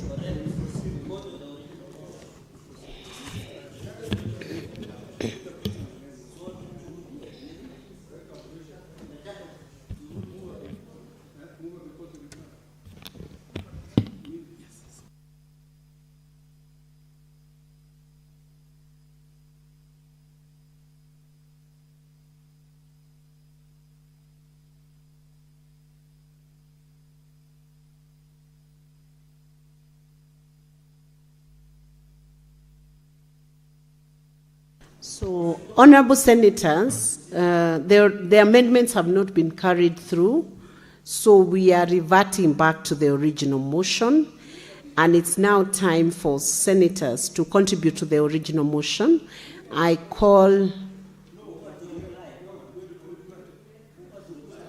have Senator Wakoli with a request to speak on this motion. Do you wish to speak on this motion, or it's a mistake on the system? Okay. Senator Wakoli, you could acquit yourself by just saying whether you support or do not support the motion, and then we move on. I don't support the motion. The original motion. Do you support the original motion? The original one, yes. You support? Yes. Okay. That's the end of the senators who wish to contribute to the original motion. And now I want to call upon the mover of the motion, Senator Ledama, to reply. Madam Speaker, accountability is not optional. I thank all the senators who have spoken on this matter. It is time that we take this issue of accountability, fiduciary responsibility, very seriously. I thank all the senators. The governors must listen to this House. This House was established by statute, it was established by the Constitution, and trying to develop their own legislation is to amend the Constitution from the back door. So, Madam Speaker, I thank all the senators who have spoken to on this motion, and I do hope that the two committees, CPAC and CPIC, will be able to move expeditiously. And I hope that the committee, and actually the two sides of the aisle, will agree to my motion and hold these governors accountable. It is imperative that you take note of the fourth resolution that we are seeking, which is to cooperate with the other oversight bodies, ESCC, DCI, the Controller of Budget, and the Auditor General, to ensure that everything that this House has resolved to come into fruitful. I thank you, Madam Speaker, and I beg to reply. Thank you, Senator Ledama. Kindly, Clerk, can you confirm that we have quorum to proceed on with the putting of the question?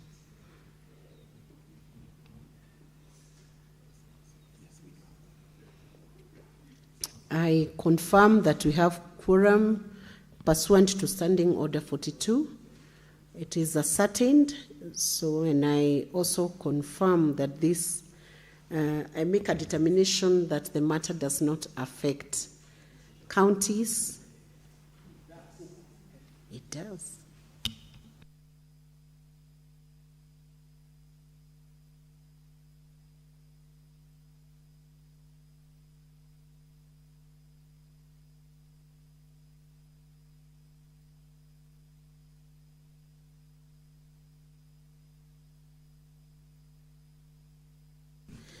Okay, I confirm and make a determination that the matter does not affect counties. Senate is giving itself responsibility on the oversight. Honorable Senators, I put the question that aware that Article 96, 1 and 3 of the Constitution mandates the Senate to represent counties, protect their interests and oversee national revenue allocated to county governments, and that Article 229(8) and the Public Audit Act require Parliament to debate audit reports and act within 3 months, concerned that despite repeated invitations and summons, 15 county governors defied the select committees on CPAC and CPI and SF by refusing to appear and answer for financial mismanagement and accountability failures in the Auditor General's year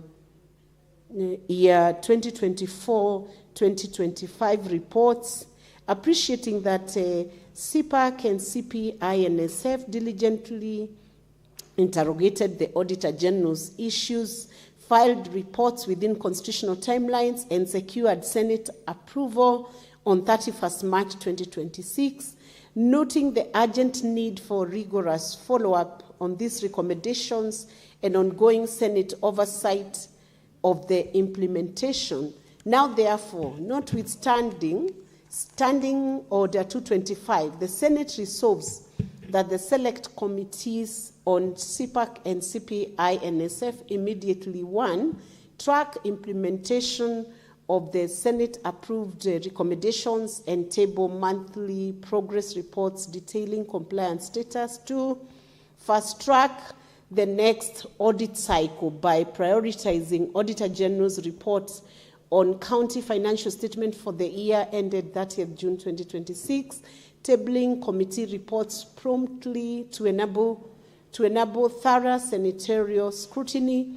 3, enforce fiduciary accountability by resummoning non-compliant county governors, recommending sanctions for defiance, including budget withholding under Article 229, and escalating unresolved cases to the Controller of Budget, Ethics and Anti-Corruption Commission or Director of Public Prosecutions as appropriate.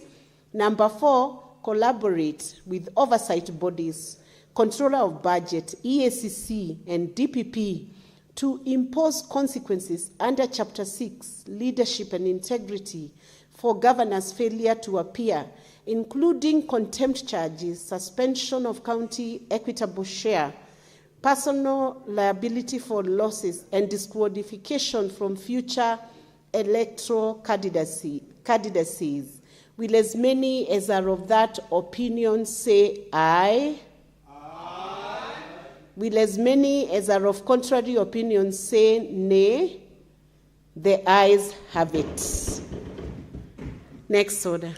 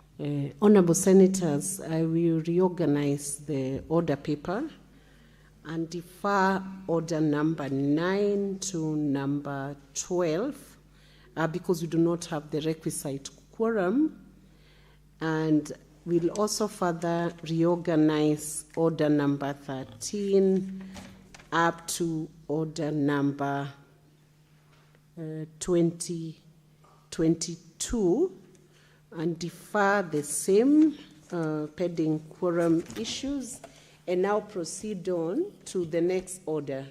Next order, number 23.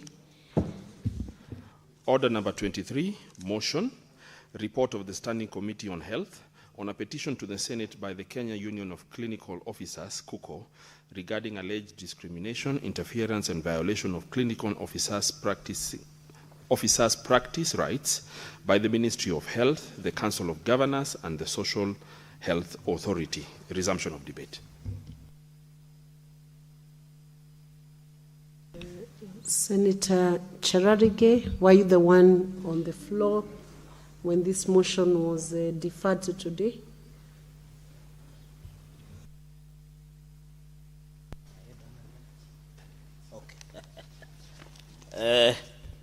Senator Cherargei, you have a balance of 10 minutes. Okay.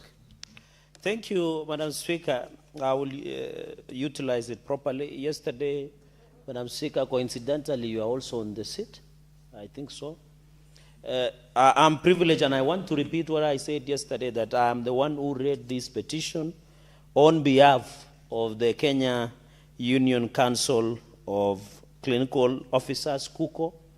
Madam Speaker, and yesterday I liked the history of clinical officers, that most of them ensure our facilities function wherever they are. Madam Speaker, I want to thank, as I second this report from the Committee on Health, that they have made serious recommendations in terms of ensuring that clinical officers are empaneled by the SHA. Madam Speaker, Social Health Authority, which they have been excluded, Madam Speaker, and you know, it was subjecting them to double licensing because clinical officers are already licensed by the Clinical Officers Council, and they used to operate under NHIF in the 1,000 facilities that were there. And we have to appreciate, Madam Speaker, that clinical officers are over 30,000 in this country, both in public and private facilities, and therefore it was subjecting them to discrimination. That is violation of Article 27, Madam Speaker, because you cannot tell them to be licensed by Clinical Council of Kenya, then Clinical Officers Council, then you call them to also being licensed by Kenya Medical Practitioners and Dentists Council, KMPDC, which is contrary to the law. And I'm happy the Committee of Health found that as a violation of their rights, violation of the law, and by extent it undermines Article 43 on provision of quality health care in the country. Madam Speaker, also another aspect I wanted to appeal, and I'm happy the CS was here today, is the ping-pong of universal health coverage, Madam Speaker. You remember the issue of UHC, and the Minister and the Council of Governors must be called out because they are yet to transit the universal health coverage officers, Madam Speaker, and even who are in Global Fund, Madam Speaker. That matter was resolved, and the Ministry of Health has agreed to transfer, including the payment, severance payment, and other payments under your UHC program to the counties. Madam Speaker, the UHC staff must know that the failure of confirmation has been occasioned by non-compliance by Council of Governors or various county governors and county governments across the country. Madam Speaker, I think in future we might cite Council of Governors and the governors in the country are being the biggest violators of human rights, including labor rights, because, Madam Speaker, you being one of the senior lawyers in Article 41 of the Constitution, labor rights is a basic right and it should be protected as so.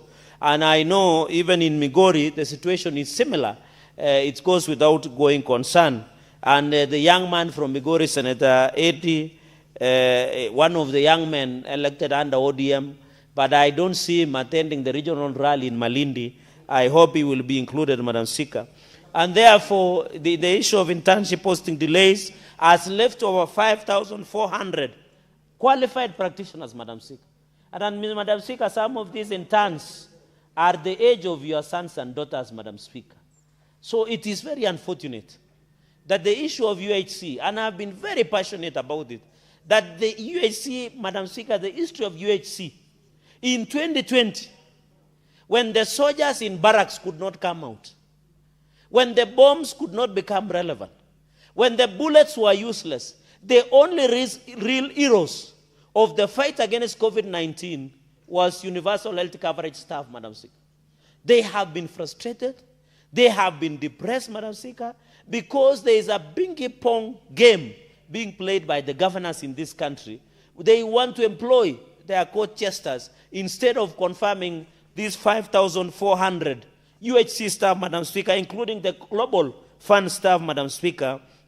And therefore, it is very unfortunate. They must be confirmed, Madam Speaker. And I call upon, I'm happy the Ministry of Health has indicated that now the role and Kenyans and UHC staff that are watching us today, they should go to their governor's office and demand that they must be observed into permanent and pensionable, Madam Speaker. Even diploma and clinical officers need their allowances to be appraised, Madam Speaker, which is very critical, Madam Speaker. Madam Speaker, the Public Service Commission approved cancer guidelines for clinical officers in May 2024. But the county governments have failed to follow, Madam Speaker. It has to be noted. This undermines career progression, promotions, and fair redesignation and prioritization for clinical officers. And that is why SHA does not have any reason why to deny clinical officers from being empaneled under SHA, that they don't need to go beyond KMPDC, Madam Speaker. Madam Speaker, I wanted to make a point that even in Nandi, 3 months, nurses in Nandi are yet to be paid their stipend as per the law, Madam Speaker. Madam Speaker, I always wonder whether governors live in utopia or in Mars, Madam Speaker. I don't know whether they live.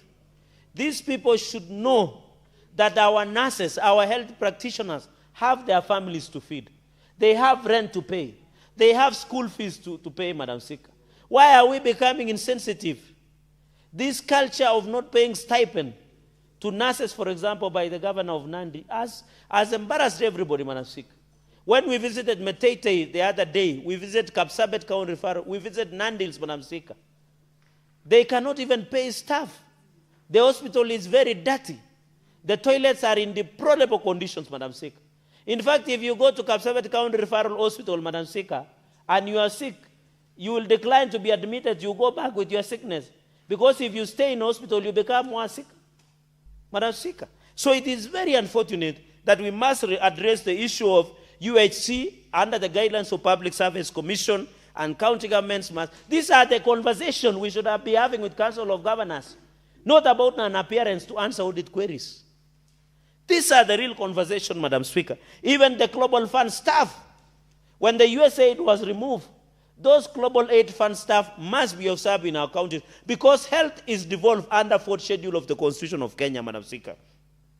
Madam Speaker, the return to work agreement and collective bargaining agreement must and should be fully implemented. They must be posting of all clinical officers due for internship with harmonized payments for PSC circulars as per the Public Service Circulars and in consultation under Salaries and Remuneration Commission, Madam Speaker. This will ensure that clinical officers who are the beacon of our success story on health, and I want to repeat what I said yesterday, Madam Speaker, the success and failure of devolution in our country will only be based on one thing. It will be based on the success of health as a house, Madam Speaker. Madam Speaker, the report came from health in Wajir. People are living in crash-touch TP patients. They are not being given proper food and even medication in Wajir County, Madam Speaker. Yet, we are seeing the governors discussing other mundane issues that should not be relevant, Madam Speaker. Madam Speaker, we need all these people to ensure that the MOUs and CBS and return to work formula must and should be ensured. Madam Speaker, even in Nandi, for example, when we were there, we were being told the casuals are the ones doing cleaning, but they are not being paid their wages, Madam Speaker, and they are a very critical component in our health sector, especially in Nandi. I know other counties have outsourced the issue of cleanliness, Madam Speaker. You see the buildings at the newborn unit, Madam Speaker. We found in Kapsabet, the Kapsabet County Referral Hospital does not have a functional mortuary, Madam Speaker. We only have one functional mortuary at Nandil Sub-County Hospital Level 4, which has a capacity of 38 bodies, Madam Speaker. The program, you know, there is a lot of underperformance in terms of access to medical care. And you know Article 43, Madam Speaker, being one of the chair of women senators in the House, you need to come out strongly. Because we went to maternity wards, Madam Speaker. The women, the cleanliness, you got newborn unit, Madam Speaker, there is no way they are taking care. And you know some of these children are born not at full term by a mother. And they need newborn unit, they need where they can keep their baby safe. I know as the chair of female senators in this House, you must push through Linda Jamii. I know Kenyans should understand that Linda Mama was changed into Linda Jamii to ensure that these things are focused. So I want to thank the Committee of Health, Madam Speaker, for coming strongly and ensuring that clinical officers should and must be empaneled to the Social Health Authority without necessarily, Madam Speaker, through KMPDC, because they have been already cleared or licensed by clinical officers of Kenya. Madam Speaker, can I get 3 minutes so that I wind because I was seconded? 2 minutes. Thank you, Madam Speaker. And you know, if you have like that, you will be the senator of Murang'a County. Or I don't know whether you want to be the county MP. Madam Speaker, and therefore I was insisting, and I hope Kenya Union Council of Clinical Officers must and ensure that the report we have done is to agree with them.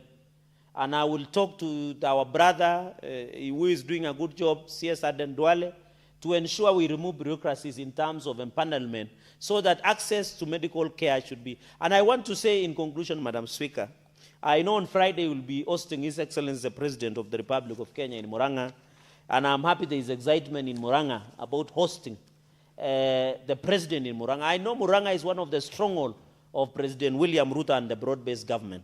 Madam Speaker, the issue SHA is working.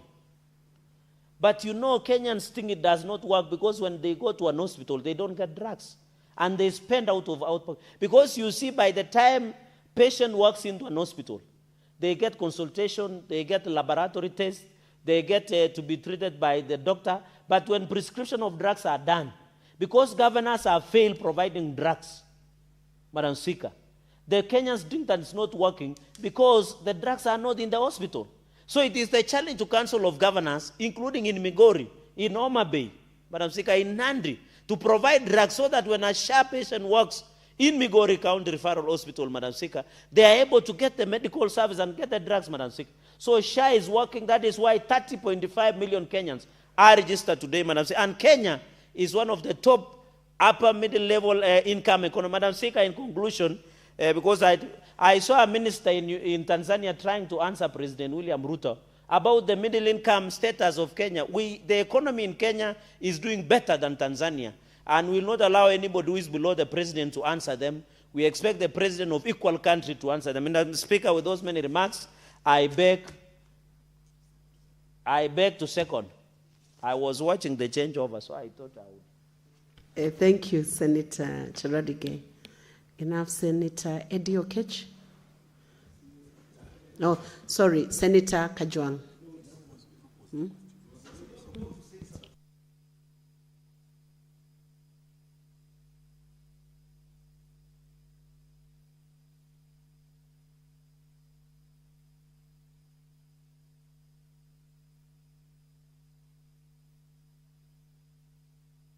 Sorry for that, senators. Senator Cheradigei was seconding, not debating. So I'll propose, honorable senators, I propose the question that the Senate adopts the report of the Standing Committee on Health on a petition to the Senate by the Kenya Union of Clinical Officers, KUCO, regarding alleged discrimination, interference, and violation of clinical officers' practice rights by the Ministry of Health, the Council of Governors, and the Social Health Authority, laid on the table of the Senate on Wednesday, 1st April 2026. And now the motion is open for debate by the senators. And I invite Senator Eddie Okech to debate this motion. I thank you, Madam Speaker. You see, right now, I am becoming of age in this House, so I could not be able to let a procedural element of this motion pass. That's why I was a little bit impatient when you called me, Madam Speaker. It was not in any terms to disregard your dignity. But that said, Mr. Speaker now, Mr. Speaker, the issue of healthcare in this country is a wanting one. And Mr. Speaker, I must say that this is a devolved function for which we must not lose our sight on. Because anything that affects clinical officers, Mr. Speaker, affects the entire healthcare. Because clinical officers, Mr. Speaker, they are the primary healthcare delivery unit in our country. There is nothing you can be able to think about when you think about healthcare in this country without thinking about who becomes the first point of contact when any patients walk to any health facility that we have in this country. And time without number, we have seen a lot of patients, a lot of management in terms of how these clinical officers show up to for our people when they get to the hospitals. And it is not only in terms of normal treatments, Mr. Speaker, but also at times when we have got emergencies that need critical attention. The frontline emergency care is given by these clinical officers. A number of times, you can remember that during the times of COVID, these were the people whose life were put in danger when they were trying to come in crucial moment in managing emergency medical services for our people. And it cannot be understated to say that any time that they have got CBAs that are supposed to be honored by different governments, that is the county government and national governments, they are not honored, Mr. Speaker. We must stand firm as a Senate for clinical officers in this country, Mr. Speaker. And this is not just for the sake of it. It is crucial to understand that if you look at countries that have made advancement in terms of medical stability, you will understand, Mr. Speaker, that the medical stability of any country is based on the cost of delivery of any medical facilities. And that cost of delivery, Mr. Speaker, if there are people who contribute to the reduced healthcare costs and even better retention of any services that are given to them, Mr. Speaker, it is the clinical officers compared to the doctors. Because these clinical officers, Mr. Speaker, will ensure that they help address the entire shortages that we face in terms of workforce in any hospital facility, Mr. Speaker. And Mr. Speaker, sometimes they have even struggled where there is no specialized access to any form of care. Even where they struggle, they still try and lend a hand, Mr. Speaker. So we, as a people, must come up with a way of actually protecting them. And that brings me to, in a very brief way, add my voice that this report, when you read it, Mr. Speaker, is a report that actually reflects a lot of issues that we end up dealing with in CPIC. Because in CPIC committee, where I'm the vice chair and Senator Sosi is the chair, we continuously deal with serious issues of healthcare in our healthcare facilities that are akin to what has been reported here, which is why I want to support this very strongly. To start with, Mr. Speaker, we have seen time without number a failed attempt by government to try to rally the country from seeing the national government as well as respective county governments not responding to all the collective bargain agreements that have been put in place by the Council of the Clinical Officers, Mr. Speaker. In 2024, Mr. Speaker, there was a collective bargain agreement that was signed. It was disregarded. Mr. Speaker, in 2025, there was another collective agreement that was signed regarding salaries and promotions and working conditions, Mr. Speaker. This was regarded. And the third part, Mr. Speaker, is that it is disregarded in so callous a way that even when we go to negotiations that have been time without number in the Finance and Budget Committee, when we go to the mediation for the monies that should go to counties, and even we successfully end up bargaining for additional allocation for people like healthcare workers, community healthcare workers. We have done this before, Mr. Speaker. Clinical officers, you remember last year, Mr. Speaker, I was sent out of this house for simply standing for this group of people by saying that there is no way national government can try to send a payroll to counties and say that they are mainstreaming this class of workers to county governments without having that function being followed by budget. I was thrown out of this house, Mr. Speaker. And Mr. Speaker, this must stop, because if we don't stand up for these people, Mr. Speaker, the morale to even respond to emergency situation, Mr. Speaker, and sometimes be that point of contact in primary health care becomes a serious program. So you must be able to fight not only for salary increment, Mr. Speaker, but I've dealt with reports, a time without number, of a number of counties where you start realizing that it is not only the issue of low salaries that are not being affected, but also, Mr. Speaker, serious unpaid salaries and serious arrears that we end up having with these people not getting their monies. Mr. Speaker, I have got a number of counties and I can count them. It's just that there's no time. But if you look at our reports in CPIC, there are counties that have not paid clinical officers for over 21 months. Mr. Speaker, just imagine a clinical officer showing up to a health facility day in, day out, dealing with the dangers of dealing with emergency and contamination, sometimes where there's no proper equipment, and then goes without being paid for 21 months. It's a shame. It is injustice to this class of people who stabilize our healthcare system. Mr. Speaker, apart from this, we have seen a time without number the issue of job security, where contractual insecurity has permeated in our healthcare system, where many clinical officers, Mr. Speaker, particularly if you think about those who are of the caliber that do address the issue of universal healthcare coverage, Mr. Speaker, that we have in this country, we had the same fight. The minister showed up here, the CS